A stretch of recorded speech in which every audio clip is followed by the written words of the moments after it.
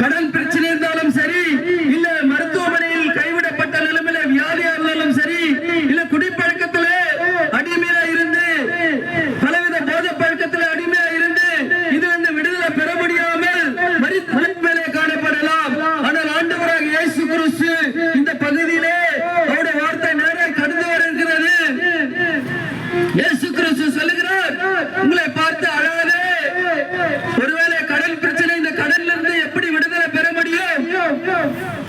இதுல இருந்து விடுதலை பெற முடியவில்லையே, அவமானத்தோடு வாழ்கிறோமே ஐயா, இந்த சமுதாயத்தில் தலை நிமிர்ந்து நடக்க முடியவில்லை, இந்த கடலில் இருந்து யார் என விடுவிக்க முடியும் என்று நீ பாதையிலே கடந்து போகலாம்.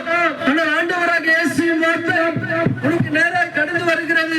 அருமையான சகோதரனே, சகோதரியே, ஆண்டவராக இயேசுவின் வார்த்தை, இயேசு கிறிஸ்துவை நீ சொந்த ரட்சகராகவும் சொந்த தெய்வமாக ஏற்றும் பொழுது அவர் உன்னுடைய கடன் பிரச்சனையை அனைத்தையும் மாற்றக்கூடிய தெய்வம்.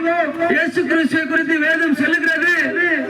ஆண்டவராக இயேசுவை சொந்த ரட்சகராகவும் சொந்த தெய்வமாக ஏற்றுக்கொள்ளும் போது நீங்கள் கடன் வாங்குவதில்லை, அநேகருக்கு நீங்கள் கடன் கொடுப்பீர்கள் என்று வேதம் சொல்லுகிறது. எனக்கு பிரியமான தேவனுடைய ஜனமே, இயேசுவின் வார்த்தை இன்றைக்கு செய்தித்தாள்களிலும் தொலைக்காட்சிகளிலும் பார்ப்போமானால் அநேகர் கடன் பிரச்சனை நிமித்தமாக தூக்கிட்டுக் கொள்கிறார்கள், தற்கொலை செய்து கொள்கிறார்கள் என்று பார்க்கிறோம். இன்றைக்கு இயேசுவின் வார்த்தை உனக்கு நேராக வருகிறது. ஒருவேளை அப்படிப்பட்ட சூழ்நிலையில நீ இருப்பாயானால், இயேசுவே எனக்கு உதவி செய்யும் என்று நீ சொல்வாயானால், நிச்சயமாக ஆண்டவராக இயேசு கிறிஸ்து அந்த கடன் பிரச்சனையை மாற்றி அதிலிருந்து விடுவிக்க முடியும். வேதம் சொல்லுகிறது, குமாரன் விடுதலை ஆக்கினால், அதாவது இயேசு கிறிஸ்து ஒரு மனிதனை விடுதலை ஆக்கினால் மெய்யாகவே விடுதலை ஆவீர்கள் என்று வேதம் சொல்லுகிறது. எனக்கு அருமையான தேவனுடைய ஜனமே, எவ்வளவு அன்பான தெய்வத்தை பாருங்கள். அவர் தெருக்களிலே உங்களை தேடி வருகிறார். அவரை உங்களை விசாரித்து நடத்தும்படியாய் அவருடைய வார்த்தைக்கு நேராக கடந்து வருகிறது. சகோதரனே, சகோதரியே, அழாதே என்று சொல்லி இயேசு கிறிஸ்து உங்களை பார்த்து சொல்லுகிறார். ஒருவேளை வியாதி நிமித்தமாக இந்த வியாதியிலிருந்து எனக்கு விடுதலை கிடைக்க முடியவில்லை, எவ்வளவு பணம் செலவழித்தாலும் கூட இந்த வியாதியிலிருந்து எனக்கு சுகம் கொடுக்கவில்லை என்று சொல்லி கண்ணீரின் பாதிலே கடந்து போவேயானால், இயேசுவின் வார்த்தை உனக்கு நேராக கடந்து வருகிறது. அழாதே என்று சொல்லி இயேசு உங்களை பார்த்து சொல்லுகிறார். எனக்கு பிரியமான தேவனுடைய ஜனமே, வேதத்திலே அநேக அற்புதங்களை இயேசு செய்திருக்கிறார். நான் ஒரே ஒரு அற்புதத்தை அவரை குறித்து சொல்லுகிறேன். 38 வருடமாக வியாதியாக இருந்தவனை இயேசு கிறிஸ்து அவர் தேடி சென்று எழுந்திரும் படுக்கை எடுத்துக்கொண்டு நட என்று சொன்ன தெய்வம். அவன் 38 வருடமாய் ஒரே இடத்திலே படுத்திருக்கிறான். உற்றார் உறவினர்கள் சொந்தக்காரர்கள் யாருமே அவனை போய் விசாரிக்கவில்லை. ஆனால் இயேசு கிறிஸ்து இவன் வியாதியாக இருக்கிறான் என்று கண்டு அவனை போய் விசாரிக்கிறார். நீங்கள் ஒருவேளை இந்த வியாதி நிமித்தமாக தள்ளப்பட்டு எனக்கு ஒருவரை விசாரிக்க யாருமே இல்லை, எனக்கு உதவி செய்ய யாருமே இல்லை என்று சொல்லி கண்ணீரின் பாதிலே கடந்து போகலாம். இயேசுவின் வார்த்தை உனக்கு நேராக வருகிறது.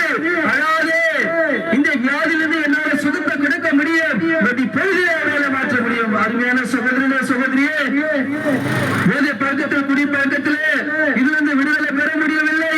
எத்தனையோ ஹாஸ்பிட்டல் மருத்துவமனை சென்றாலும் கூட இந்த போதையிலிருந்து எனக்கு விடுதலை கொடுக்கவில்லையே என்று சொல்லி நீ கண்ணீரின் பாதையிலே கடந்து போகலாம். இந்த போதையின் குடிப்பழக்கத்தின் நிமித்தமாக அநேக குடும்பங்கள் சீரழிந்து கொண்டிருக்கிறது. இதிலிருந்து விடுதலை கொடுக்கக்கூடியவர் ஒருவர் மாத்திரம்தான், அவர் தான் ஆண்டவராக இயேசு கிறிஸ்து. எனக்கு அருமையான தேவனுடைய ஜனமே, வேதம் சொல்லுகிறது, குமாரன் அதாவது இயேசு கிறிஸ்து ஒருவனை விடுதலை ஆக்கினால் மெய்யாகவே விடுதலை ஆவீர்கள் என்று வேதம் சொல்லுகிறது. நீங்கள் ஒன்று மாத்திரம் செய்ய வேண்டும். எனக்கு அருமையான தேவனுடைய ஜனமே, இயேசுவின் வார்த்தை உங்களுக்கு நேராக கடந்து வருகிறது. அழாதே என்று இயேசு உங்களை பார்த்து சொல்லுகிறார். நீ எப்பேற்பட்ட பிரச்சனை இருந்தாலும் இயேசு பொழுதிலே மாற்ற முடியும். நீ ஒன்று மாத்திரம் செய்ய வேண்டும். கடன் பிரச்சனையிலிருந்து விடுதலை பெற வேண்டுமா, இல்லை இந்த வியாதியிலிருந்து விடுதலை பெற வேண்டுமா, இல்லை இந்த போதை குடிப்பழக்கத்திலிருந்து விடுதலை வேண்டுமா, நீ ஒன்று செய்ய வேண்டும். இயேசுவை சொந்த ரட்சகராகவும் சொந்த தெய்வமாக ஏற்றுக்கொள்ளும் போது நிச்சயமாக ஆண்டவராக இயேசு கிறிஸ்து இது மாற்றி அமைக்க முடியும். இனி காலம் செல்லாது, அது சீக்கிரத்திலே ஆண்டவராக இயேசு கிறிஸ்து இந்த பூமியில வரப்போகிறார். மனம் திரும்புங்கள், மனம் திரும்புங்கள், பரலோக ராஜ்யம் சமீபமா இருக்கிறது. ஆண்டவர் தாமே ஆசீர்வதிப்பாராக. ஆமென்.